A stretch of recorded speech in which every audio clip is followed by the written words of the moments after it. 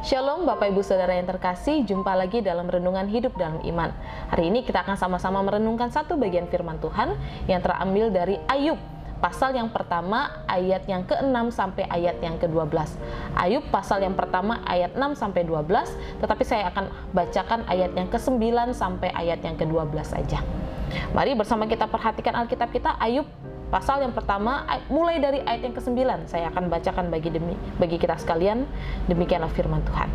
Lalu jawab iblis kepada Tuhan, apakah dengan tidak mendapat apa-apa Ayub takut akan Allah? Bukankah engkau yang membuat pagar sekeliling dia dan rumahnya serta segala yang dimilikinya?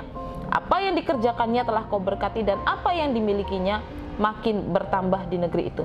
Tetapi ulurkanlah tanganmu dan jamahlah segala yang dipunyainya, ia pasti mengutuki engkau di hadapanmu. Maka firman Tuhan kepada iblis, nah, segala yang dipunyainya ada dalam kuasamu, hanya janganlah engkau mengulurkan tanganmu terhadap dirinya. Kemudian pergilah iblis dari hadapan Tuhan. Bapak Ibu Saudara, Ayub adalah salah seorang yang disebutkan di dalam Alkitab sebagai orang yang saleh, orang yang jujur, yang takut akan Tuhan, dan yang menjauhi kejahatan. Diceritakan di dalam kitab Ayub ini bahwa Ayub itu selalu berdoa bagi anak-anaknya, karena dia takut kalau saja anak-anaknya sudah berbuat dosa terhadap Tuhan. Lalu Ayub pun selalu memberikan korban bakaran bagi Tuhan. Namun Bapak Ibu Saudara, sekalipun disebut sebagai seorang yang saleh, yang sebegitu rupa menunjukkan sikap yang takut akan Tuhan, nyatanya tidak juga meluputkan Ayub dari ujian iman, bahkan ujian yang bertubi-tubi sampai Ayub kehilangan semua hal yang dimilikinya. Bapak Ibu Saudara, satu pandangan iblis terhadap kesalehan dan kesetiaan Ayub adalah karena iblis berpikir Ayub itu sudah mendapatkan dan menikmati berbagai berkat yang dilimpahkan Tuhan kepadanya. Karena itu kalau kita membaca lagi di ayat yang ke-10 sampai ayat yang ke-11, ketika iblis datang menghadap Tuhan, iblis katakan seperti ini, Ayub itu kan setia karena dapat imbalan. Keluarganya, hartanya, semua pekerjaannya selalu Tuhan lindungi. Coba Tuhan, kalau Tuhan ambil semua kekayaannya, pasti Ayub akan langsung mengutuki Tuhan. Itu kata iblis kepada Tuhan. Dan selanjutnya Bapak Ibu Saudara, mulailah iblis menyerang Ayub dengan berbagai penderitaan. Seluruh ternaknya mati di awalnya, lalu anak-anaknya semuanya juga mati. Hanya yang tersisa adalah istrinya seorang, tetapi kemudian pun meninggalkannya. Namun apakah situasi yang sangat menderita ini membuktikan argumen dari si iblis yang disampaikannya kepada Tuhan?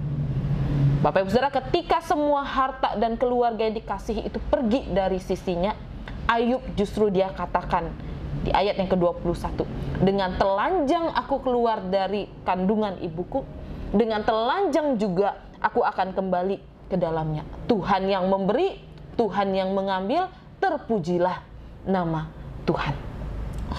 Bapak Ibu Saudara, iblis itu bisa memakai yang namanya penderitaan, persoalan, dan beragam peristiwa buruk itu untuk menjatuhkan kita di dalam dosa. Lalu pertanyaannya, bagaimanakah respon kita sebagai orang percaya?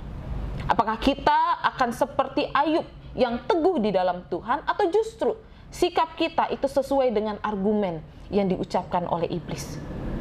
Sesungguhnya Bapak Ibu Saudara, cara kita menyikapi berbagai penderitaan dan persoalan itu menjadi sebuah indikator sejauh apa kita memegang teguh iman kita kepada Tuhan.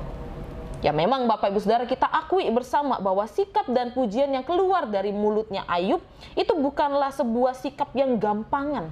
Bukan sebuah perkataan yang dengan mudah diucapkan oleh semua orang, termasuk sekalipun seorang hamba Tuhan. Tetapi itulah tantangan buat kita yang mengaku beriman kepada Tuhan. Memang tidak mudah, tetapi bukan berarti tidak mungkin.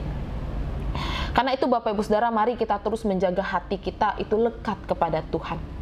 Salah satu yang membuat pertahanan iman Ayub itu kuat adalah hidupnya yang selalu dijaga dalam kebenaran. Maka demikianlah juga dengan setiap kita. Sehingga Bapak Ibu Saudara, apapun cara iblis untuk menjatuhkan kita, mencoba untuk menjauhkan, bahkan membuat kita untuk berbalik daripada Tuhan, itu tidak akan dengan mudah terjadi. baik lewat godaan manis ataupun dengan penderitaan cara iblis, itu tidak akan mudah menggoyahkan kita karena kita sudah memperkuat pertahanan kita.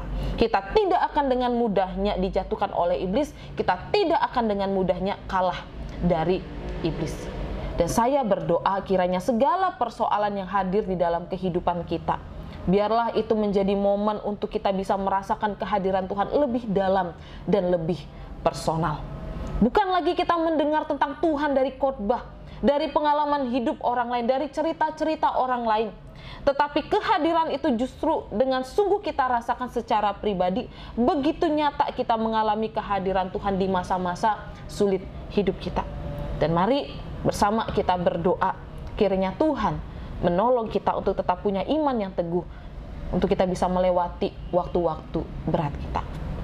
Sekali lagi Bapak Ibu Saudara, kiranya Tuhan memampukan kita untuk menjadi umat yang tidak cepat kalah terhadap berbagai serangan iblis dan berbagai caranya dalam mengambil kesempatan untuk menjatuhkan iman kita. Mari kita semakin mendekatkan diri kepada Tuhan, dan biarlah kesalehan dan ketulusan iman kita itu terpancar dari setiap hal yang kita kerjakan, baik di depan manusia, terutama di hadapan Tuhan. Amin. Mari kita berdoa. Sekali lagi Tuhan, kami menyerahkan kehidupan kami ke dalam tangan-Mu. Biarlah Tuhan segala apapun yang menjadi cara iblis untuk menjatuhkan kami, menjatuhkan iman kami, kami tidak mudah goyah, kami tidak mudah kalah Tuhan, karena kami boleh terus mempertahankan iman kami dengan waktu-waktu kami, dengan cara hidup kami yang boleh terus lekat kepadamu Tuhan. Ampunilah Tuhan segala dosa dan kesalahan kami ketika mungkin kami menghadapi berbagai pergumulan, kami mudah jatuh. Kami mudah jatuh iman kami Tuhan. Dan sekarang Tuhan, kami berdiri di hadapan-Mu. Kami memohon Tuhan, Engkau Allah yang menolong kami, untuk kami bisa tetap teguh di dalam iman apapun situasi dan kondisi kehidupan kami. Bantulah kami Tuhan, tolonglah kami Tuhan. Sekali lagi kami mengarahkan hati kami kepadamu, dan biarlah Engkau Allah yang beranugerah berbelas kasihan untuk menguatkan iman kami hari demi hari. Demi Kristus Yesus kami berdoa dan mengucap syukur. Amin. Tuhan menolong setiap kita.